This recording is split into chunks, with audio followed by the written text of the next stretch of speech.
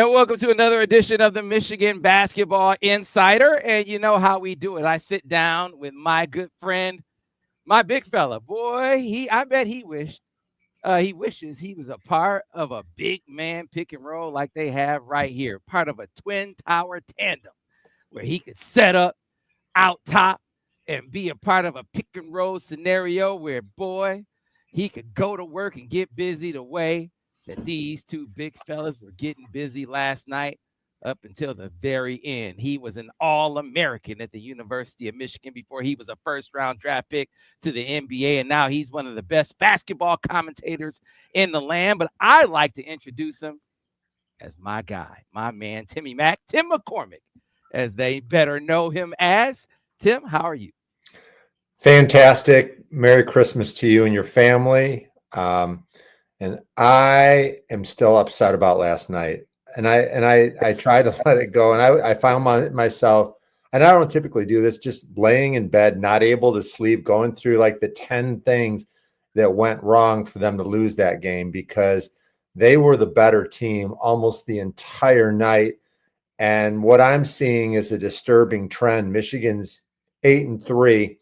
They still look like an NCAA team. They look like a team that can contend in the Big Ten, but the 3 losses come by a total of 5 points. In all 3 cases, I thought that Michigan was the better team for sure. They were all neutral court losses. And right now, instead of Oklahoma being undefeated, Michigan could easily be 11-0, ranked near the top 10. And all you need, and I said it last night watching the TV, you're up 3 with 23 seconds to go. All you need is a good defensive sequence and a stop. And there's no way that you are not at least going to overtime. And what a catastrophic finish that was. Yeah, heartbreaking. This was of the 3 losses, and they were all clearly close losses. 3 losses by a total of 5 points. You know, these are all, I call it winning time. Yeah, winning time. The end of games. And you know, I got into a little debate with my guys from MGO blog, and their view, and I like to call them a collective. They said, you know, it's not. They view a game as it's a cumulative deal where, you know, no moment in a game is bigger than another to them. It's like, you know, the first minute of the game is the same as the last minute of the game, as far as they're concerned. not And true. I just don't view it that way. No. To me, winning time is different. Winning time is magnified. Winning time separates the great teams from the rest. And Michigan is that close. Because, Tim, like, they have the ingredients to win the Big Ten. Like, the more I watch them, the more I watch Danny Wolf, like you gave a great breakdown. You talked to NBA scouts, and you gave this great breakdown in the last episode, and you were talking about Cooper Flag, and you know I know people watch that episode like Tim, and you qualified. He was like, I'm not saying he's Cooper Flag, right? And you have to say that because people would think you're off your rocker, and I get it. But when you see him do again, you see that move he made. He goes behind the back and to the rim. He's doing stuff like that every game. And if it's just a one-off, you're like it's a fluke. But when he's doing it every game, you're like, this dude he's got pro written all over him. They have the talent to be a contending team. They can win the Big Ten. They are a team that can go on a run, but not if they can't make plays in the clutch. Yeah. And they aren't making winning plays in the clutch. So that's taking care of the basketball, making a key stop, making free throws, the plays that separate you. So to me, I was going off about, man, you can't waive your point. They only had 10 turnovers last night. That's great. Mhm. But to me, you can't wave your point guard off and turn the basketball over. So Hmm. I'm harping on. To me, that is huge. That is I, I'm going off about that because I feel like Trey, and he there was a play where I feel like he should have attacked the basket, maybe try to draw a foul. It's not like every decision he made was a great one, but I felt like this was a game where he was showing great aggression to the rim, making good decisions in general. And I wanted the basketball in his hands in that situation. This is role definition time, key moment of the game, winning time. I want the ball in his hands, and it wasn't. And they turned the basketball over in a crucial situation. This is where I really think, you know, this is where they need to mature more. I'm not panicking, but this is the difference in this team right now where they need to get over the hump. You're right, Sam. I love the MGO blog guys, but I disagree vehemently that all turnovers are the same. I remember in college playing against Indiana and Purdue, and in a close game, they made every box out. They made their free throws. They never turned the ball over. They tightened things up and they didn't make mistakes. In the NBA, it seemed like every close game I played against the Lakers or the Celtics, they just got very precise in the end. The passes were made with 100% confidence that they would be delivered. They were on the floor for loose ball. Like they just did everything right. And Michigan made way too many mistakes. First of all, first half, Vlad Golden and Danny Wolf were unstoppable. And I thought Michigan went away from them way too often in the second half. Michigan switches all their pick and rolls. That's a good idea. I like it. But sometimes, especially with the game on the line, you don't want drama. You don't want, somebody that misses a complicated switch, or they're a step slow, or you give the other team a mismatch. I thought that was interesting. I would have fouled under 10 seconds to go. I know the shot was right there, but I also believe that Michigan should have driven the basketball rather than Tre Donaldson launching a contested three. Yeah. I would have put the ball on the floor, attack a closeout, because he's an elite finisher. He's really good at drawing fouls. He could get his big guys the ball. But here's the thing that I like. At the end of a game, I think you make decisions based on how you're shooting the ball. Michigan was 4 for 28, 14% from three. They're not making their shots. And so who are you going to go to that's not feeling great about their shot because they're 1 for 5, 1 for 6, whatever it might be? I would rather drive to the basket and try to draw a foul. Why? Because Michigan was 22 for 26 from the line. They were a hot free throw shooting team, so go to what's working. And then last, the Jeremy Fears, I like that kid. He's a pro, and I think I told you that last week in doing some research on him. He's an NBA player. I didn't think it was a foul at all. Either. And it's quite possible that Roddy Gale was pushed into the shooter if there was any contact, but the referee made a mistake. He responded to Fears flailing his arms and kicking his legs out. That was the wrong call. That was a mistake. And then, I just walked away extremely frustrated because I like this team. I really like the way that Coach May coaches. I liked his response. He was no nonsense. He wasn't making any excuses. I'm telling you, if I was a coach, I would have been whining and complaining about that call. I would have been upset that Vlad Golden got held in the offensive rebound position.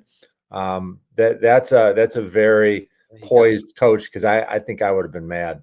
Yeah, he got fouled. I don't think Fierce got fouled. You could call what Fears did a pro move. He was some theatrics there. There was some acting. What's your philosophy? Do you foul there when you're up 3? What do I you do? absolutely do. And Michigan's shown some success with that earlier in the year. I can't remember the game. It may have been Xavier, but especially because you're making your free throws. Michigan was making 80-some%. Golden had a lot of really clutch free throws. They had a bunch of guys that were making free throws. And so I would have fouled, giving them two free throws. Michigan was in the double bonus. I love that strategy. And if nothing else, by switching, Roddy Gale was kind of following, kind of trailing the play. In those situations, if I switch, I want to stay between my man and the basket, move my feet, and it's a lot easier to contest that way. When you're sort of reaching from the side, it's not a normal movement, and I think you're more likely to get fouls. But once again, it wasn't a foul, and I think that the referee helped decide that game. I don't think there's any question. So listen, I don't want to come off like this is panic, because this team is better than I thought they were going to be. They are better than I thought they were going to be. And when you consider we're talking about 3 really tight losses, a 5-point spread, and I think this is all about role definition. That's what I think this is about right now. Once they figure out who's supposed to do what in these moments, I think we're going to be okay. I think they're going to win these games. And the talent here, I like that we start to see Reuben Jones settle into this role, because we were talking about him. He's essentially their backup point guard, right? I think that's a foreign. It seems like a foreign role to him, but I think he's settling into it, because you were asking, I think a couple of episodes ago, what do you think about him offensively? And I think it's kind of tough for him. You remember, this is kind of a similar issue that we saw last year with Namari. It was tough for Namari to find his offense as a primary ball handler. And I think we're kind of seeing that with Reuben, trying to figure out who he is offensively as a primary ball handler. But I think he'll get there. As guys kind of settle into their roles, I think all of this will come together as we also get to the final minute of the game. I'm going to get back to what you bring up a great point, and I want to get back to, you're right about what you said about Tre. Attack the basket. It's not right for me to talk about getting the point guard waved off and not talk about the decision to hoist a jumper when they're 4 for 100 shooting threes. Attack the rim, get to the free throw line. You're 100% right, Tim. That's the right decision to make in that situation. Yeah, but attack closeout, Sam, and be aggressive and make the defensive player commit to you, because if they do, what could happen? Well, conceivably you could miss the shot and they get the rebound, but there's 3 other things that could happen that are positive. You can get fouled or make the layup. Okay. You can miss the shot and you've got massive size advantage of your big guys being able to crash the boards, or you could find somebody that gets wide open because the other team's scared to death of you driving and they're going to leave somebody in the opposite corner. The starters for Michigan took 23s. They made 2. Okay. It's a privilege to be able to have the green light to shoot whenever you want. Yeah. And I thought that a lot of Michigan shooters were sloppy last night. And when I say that, what I mean is if you are in the feel good zone and you're knocking down threes, go ahead, do whatever you want. But if you're not, you've got to get back to the fundamentals. And Sam Walters is a perfect example. He was 1 for 6. Okay. he's new to this program and he's figuring out his way, and he's got great potential. But I see these guys getting their feet about 2 feet off the 3-point line. They're shooting NBA threes, and they're not NBA players yet. I want to see them get their toes right at the line, okay, as close as you possibly can. And when you shoot it, stay on balance. Land in your footprints. No wavering left or right or front or back, and hold your follow through to the ball hits the net. And I thought that 5 out of 24 is uncharacteristic for this team. And a big part of it was that they were not fundamentally sound. Well, Namari Burnett can shoot, but he wasn't set last night. So I'm gonna get back to what I just said before about role definition. There, you said shooting is a privilege.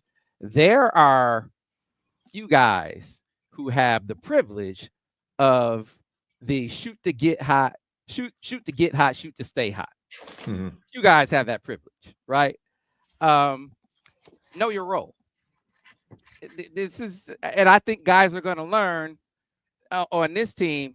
Not everybody has the shoot to get hot, shoot to stay hot privilege, especially when you're abusing them inside. All right, I'm not hitting. I know you said it's a matter of they're sloppy, but there are going to be some times where, hey man, it's just not falling. I'm getting good looks. I'm set, and it's just not falling. Okay, give it to the. We're a machine, and this is what I liked about last night.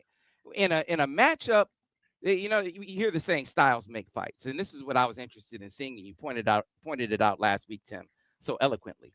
How are they going to guard quickness? This is Michigan's size versus Oklahoma's quickness. Well, Michigan was dictating that game with their size. They were doing well on the glass. They were owning, were they 70% on twos or whatever? It was some ungodly percentage on twos. They were owning inside the arc. They were dictating that game with their size. You love to see it. So in a game like that, especially when you have guys who don't have the privilege of shoot to get hot, shoot to stay hot. Hey man, give it to your guys on the inside, especially when they're going to work like they are, but you don't have yet that role establishment where you have the guys who understand, hey, I'm not that guy where I could just shoot indiscriminately, even when I haven't hit my first 5 shots. Mm-hmm. I think they'll get that though, Tim. They'll understand. Yeah, I still believe that this is a really good team, and as time goes on, they're going to find ways to use their advantage, and that's their 2 big guys. I would love to see Wolf post up, play with his back to the basket, sort of like Hunter Dickinson did, where he can use his power dribble to get where he wants. But what he's really doing is when he's dribbling and probing, he's going to cause somebody to come double him. And when you get those interior to exterior passes, the guys get a really good look with their toes pointing at the rim, on balance, stepping into a shot. That's the next step for this team, because I think that Gale and Burnett and their Walters, their perimeter guys can make these shots, but it's a lot harder when you're getting perimeter passes rather than inside out or outside in passes. Yeah, I continuing to accentuate the positives, dictating with their size. I think they're a really good defensive team. I think this is a better defensive team than I expected them to be. For as well as they're doing with the 2 bigs on the floor offensively, which I thought, man, let's see how this goes. Is it going to be a gimmick? Okay, if it goes well, how long are they going to be stay on the floor offensively? That's fine, but will they be able to guard? Well, look at this. They actually do what. It's actually a plus. It's actually a positive on that end of the floor. They guard people. Mm-hmm. They get in you. They're a problem. Now, they foul. I don't think they foul as much as those dudes, as much as those refs were saying they foul. But man, this is a good defensive team. Mike Boynton, this was an objective that Dusty May had when he went and hired this staff. He said, I'm going to go out and put together a staff of defensive minds. He started with Mike Boynton, but he didn't stop there. And he went and grabbed other pieces. He added defensive acumen with his other staff members too. And I think we're really seeing it on display, Tim. In February of 2021, I went down to Oklahoma State and broadcast Baylor versus the Cowboys. It was my first chance to see Cade Cunningham in a college game. I'd seen him a lot in high school, but I walked away really impressed with Mike Boynton and his philosophy on defense. And the next step for this Michigan team is that the players are working so hard to close out and contest shots.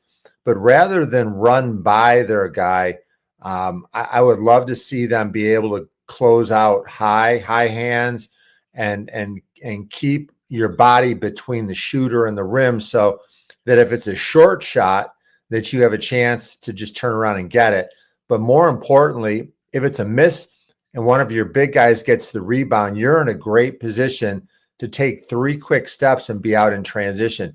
One of the really cool things that I learned in the NBA is that the best transition players, they take 3 quick steps to separate from their starting point to getting out on the break. And those 3 steps are usually your advantage if you're going to the offensive end, because the defense isn't that focused on getting back. The offensive player thinks if I can take 3 quick steps, I've got a shot at a dunk, and that makes me happy and gets me on Sports Center. and so that's the next step for this team. And there's a bunch of guys from Michigan that I think have that ability. So, I want to get to, as we sort of dissect this team, some positives. So last minute of the game, I'm curious what you think of, because you made a couple of comments. What do you think of their offense in the last minute of games, just broadly? I know we focused a lot on the losses, but if you mix in the wins, how do you think they function offensively? What do you think of called offense in the last minute of games? I can think of a couple of ATOs that where he gets Roddy some action going to the rim. There are a couple of good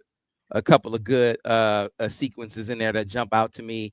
In general, do you like what they look like in the last minute of games offensively? Do you think that there just been some poor execution? Do you think that there needs to be more more direction there? What do you think of how they operate last minute offense? No, I'm glad you brought that up. And for those that may not know the term, ATOs for after timeouts, and I had Loyola last weekend, and Drew Valentine, who I think is going to be, a big time coach down the road. He would be a candidate someday at Michigan State.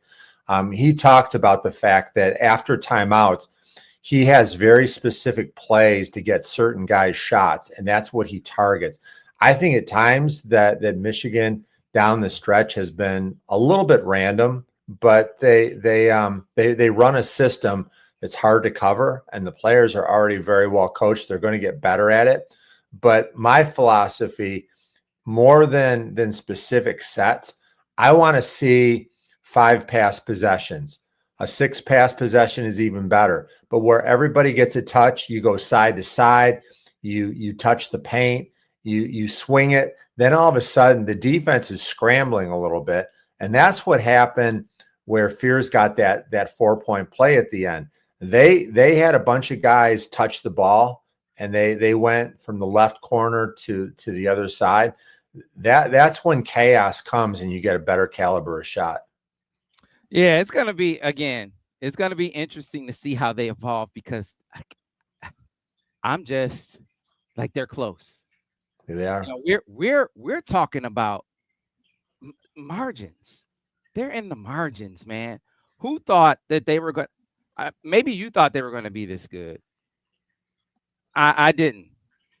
I didn't. I didn't think that they were going to be like this. And I'm not into moral victories. I'm not sitting here saying it's okay that they lost these games. They should have won, 1, 2 of these games at least. I'm not going to sit here and say because they were up in these, they should have won them all. But they should have won 1 or 2 of them, right? At least. But, that they were this close I'm heartened by the fact that, man, they're ahead of schedule as far as I'm concerned, and they have more talent. These players, all of these guys, these transfers that they got in, they're better than the scouting reports. I think I've harped on that in our conversation so far. They're all better than the scouting reports suggest. Tre Donaldson, I'm a huge fan of what he is. He has more quickness, but he's crafty too. In games where I feel like he can't win with quickness, he can beat you with a hesitation dribble, right? Or he can get a guy on his hip and win with his strength going to the rim, right? He obviously can shoot the basketball really, really well. I just think it's a matter of, and when you're getting used to a big fella who is as skilled as Danny Wolf is, I think that there is and then a positionless system. I think there is a it takes a minute for a point guard to sort of get that definition. Like I'm the floor leader when you're really playing a positionless game and you have a big fella who's also a facilitator to really be I'm the floor general. It's taken a minute for him to really seize the kind of control that I keep talking about he needs to have with this team, but I think he's going to get there, Tim. There's so much to like, and I think they're still trying to figure out the rotation too. You and I are both big fans of LJ Kaysen. Can he evolve into being the backup point guard, or do you like Reuben Jones there because of his defense? Reuben hit a couple of big shots and played good minutes, but he could also do that as a 2 or a 3. There's also challenges of learning to play with big guys. Remember, other than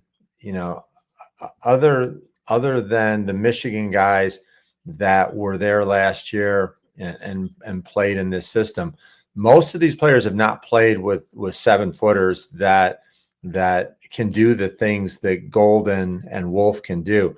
Wolf, every game he's doing 7-8 things that make me take a step back and say, wow, this guy, he's immensely skilled.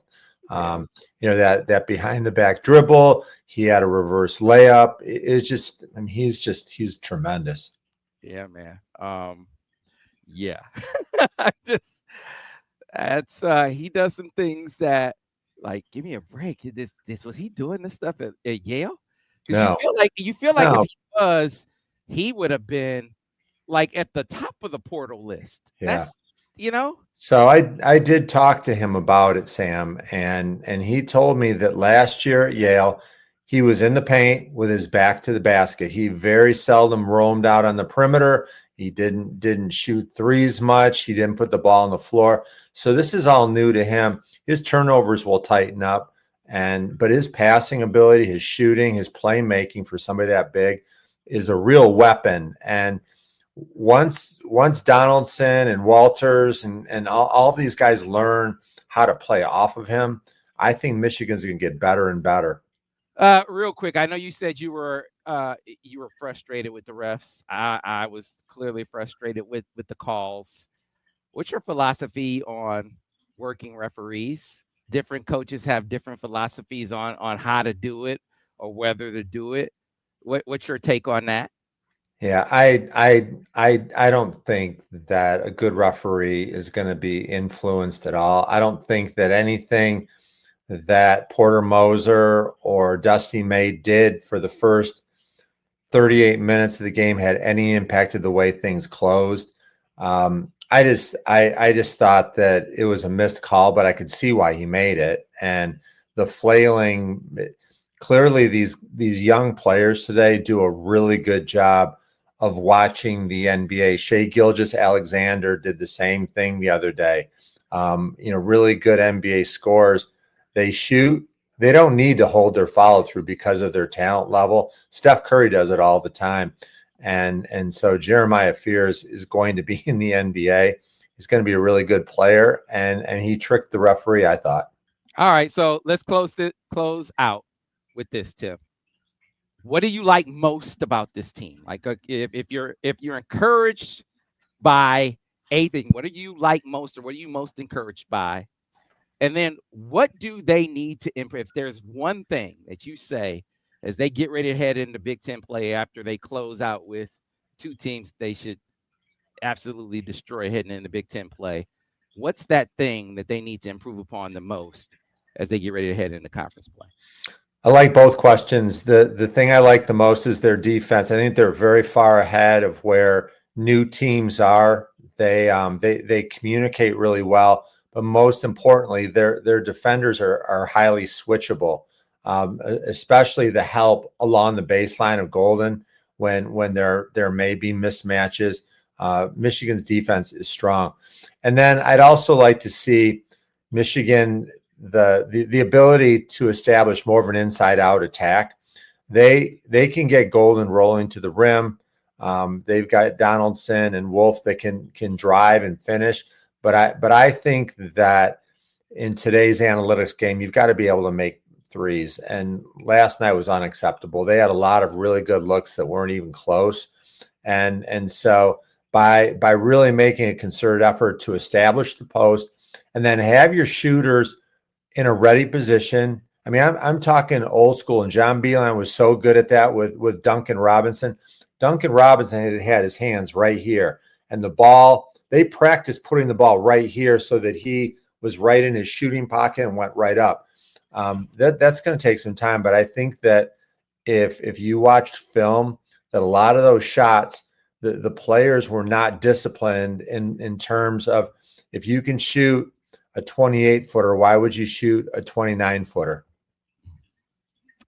Well, Tim, this was, again, it was a heartbreaking loss, but in some ways, I mean, it tells you just how close this team is. I think they're going to compete. They're going to contend for the Big Ten championship. I really, in a strange way, encouraged by where this team is. So appreciate you. You have a very Merry Christmas, my friend. It is a great pleasure to do this with you every single week. So looking forward to seeing you on the Pistons broadcast and looking forward to being with you again on the next episode. All right, Sam, get back into the portal, okay? We need some football players. Absolutely. Appreciate it. To the rest of you, have a Merry Christmas, and we'll see you on the next edition of the Michigan Basketball Insider.